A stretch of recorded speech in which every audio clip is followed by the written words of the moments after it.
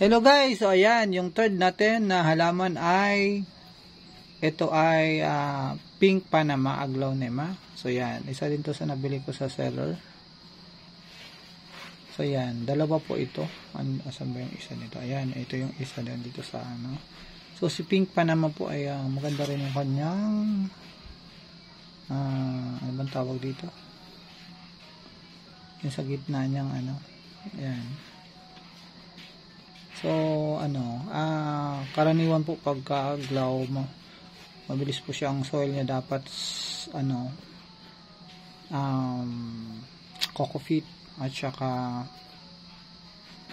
yung tawag nila may ano silang coco cubes at saka rice hull.